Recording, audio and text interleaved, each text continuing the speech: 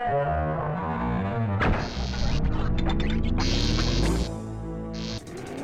in the N64's lifetime, we were lucky to be graced with what can be considered two of the greatest all-time kart racers. Mario Kart 64 gave us tight controls, addictive gameplay, and a multiplayer mode which still stands tall today. Diddy Kong Racing, on the other hand, gave us arguably the best single-player kart racing experience, with its huge hub world adventure mode and many hidden secrets to find. Even after these two games, many developers still thought that there was room in the marketplace for just one more kart-style racer. Sadly, many of them were announced with great fanfare, but eventually offered very little which improved on what Nintendo or Rare had previously offered. With dethroning the giants in mind, Kerry Ganofsky, the founder of High Voltage Software, put together some concept ideas and artwork to pitch to LEGO for a brand new racer which he had in mind. After the LEGO group reviewed the pitch, they loved it, and sent him back some of their ideas for character models, the various playsets they would like to feature, and their own thoughts. This allowed him to refine his concept to pick what he felt were the best ideas, which included the Pirate, Adventure, Castle and Space box sets. So impressed were the LEGO group that they hired High Voltage Software to make the game and gave them collaboration partners from LEGO Media to help oversee the project. Initially released on PC in mid-1999, it was then followed up by the console ports in time for Christmas of '99, with the Nintendo 64 version getting a very short exclusive window of about a month or so over the PlayStation release. Like most kart races, the game modes follow the usual tropes. You have a circuit race, which acts as the Grand Prix mode. You have a single race where you can race any of the tracks which you've previously unlocked, and a time trial mode. Well, to basically run your best times. It is however the create mode where many gamers really were interested in being able to see just how robust the promised creation tools would be. Being a flagship feature of the game, it's no surprise that this mode alone took a team of developers over a year to create.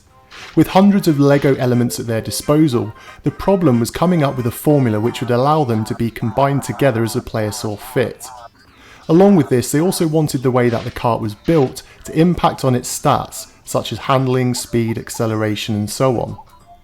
Early in testing, the idea was for blocks to be able to be knocked off the karts when you crashed or were hit by weapons and so on. However, this idea was quickly dropped due to the high complexity of the task at hand, also combined with the limited power of consoles to do this effectively while still running the game smoothly.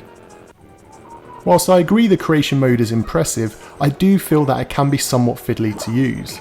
It's not as intuitive as I would have hoped for, given that the game is aimed at the age 6 upwards market, and for coming up with a kart it can sometimes take quite a lot of trial and error. The character creation tools however are a breeze, and it's a simple case of sliding around some body and torso parts and hey presto, you've created your own character. When entering the circuit race mode, you are presented with the game's main story mode. Set in a fictional LEGO land, you will race across 24 tracks, across 6 circuits, in a series of races created by Rocket Racer, the world's legendary racing champion. He has brought with him 6 of the best drivers from across Legoland who act as boss characters for you to try and defeat. By doing so, you'll unlock their LEGO sets in the build mode, which adds a great initiative and incentive to be able to try and take them all down to be able to access everything when you're creating your own characters and karts. Like all good kart races, this one features a whole ton of various weapons and items, which can either help or hinder your racing experience. These are represented by different coloured LEGO bricks which you'll find on the courses to drive through. Taking a tip from Diddy Kong Racing, you can also power up your weapons by adding white blocks which increase their attacking power. For example, the basic oil slick will spin your opponent for a second or so, but crank it up to the max by using white blocks and you can unlock the Mummy's Curse, which will haunt your opponent for quite some time and causes them immense problems when racing. This type feature really comes into its own on the later courses when the basic items just aren't good enough to help you gain the victory. Sadly though, with so many blocks littering the courses, it can become quite difficult not to run into a coloured block for an item that you don't want or need, and so some track memorisation is really important. In terms of gameplay, LEGO races can be hit or miss at times. The courses for the best part are short, but do pack in a whole ton of originality and character. They are littered with shortcuts that you'll need to figure out how to access to have any real chance of completing the game. For example, on the game's very first track you'll see a row of barrels as you make a turn into the cave. If you're lucky enough to have a cannonball equipped, you can blast these away, revealing a direct route through the cave which will shave seconds off your lap time. It's this sense of exploration and trial and error which echoes memories of Diddy Kong Racing, and so kudos to the developers for really putting so many ideas into the game, even if some of them are damn near impossible to use in every single race. For a game that has the LEGO branding all over it, you'd hardly notice this when racing. The backgrounds and courses, surprisingly, are not all made of LEGO bricks or have a pixelated look to them. Instead, you're left with softer lines and a full colour palette of vibrant, bright graphics. The 3D courses, having been created from the ground up, really do fit the themed worlds that they take place in, and there's some excellent lighting effects and subtle animations of the characters which help bring them to life even further. Sadly though, there are some big problems with the overall package that LEGO Racers offers. Firstly, the audio, whilst it is clear, becomes very repetitive, especially when combined with how often you'll be in the game's menus.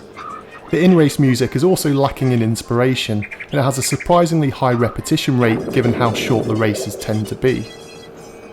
The biggest problem in my opinion though is the game's handling. This is a deal breaker, and I believe that it stops a game from becoming an instant classic. Quite simply, it handles terribly.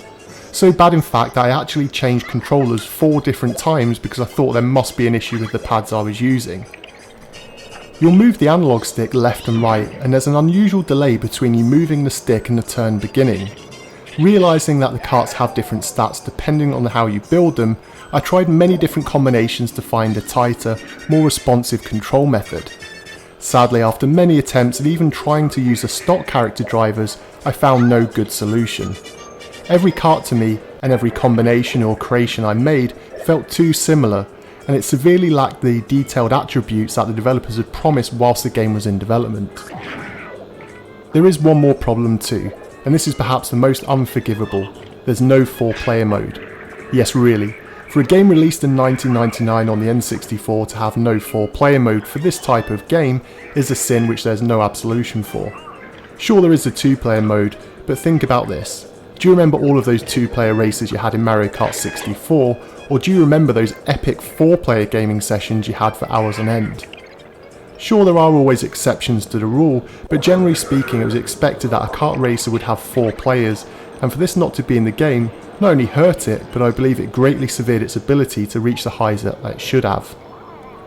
In summary, LEGO Racers was the genesis for the franchise on consoles. Many of the previously mentioned problems were fixed in the sequel, but there's no valid reason why they weren't sorted in testing the game prior to its release for this edition. It's a game which you just have to really want to succeed so badly that you do your best to overlook its flaws. But ultimately, you know there's a superior alternative available with either Nintendo or Rare's effort. After unlocking everything in the game and dabbling around in the creation suite, it's a game which you'll unlikely be in a hurry to return to.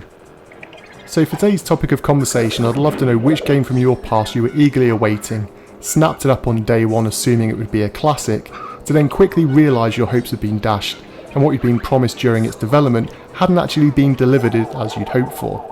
Sound off in the comments section down below, and until next time.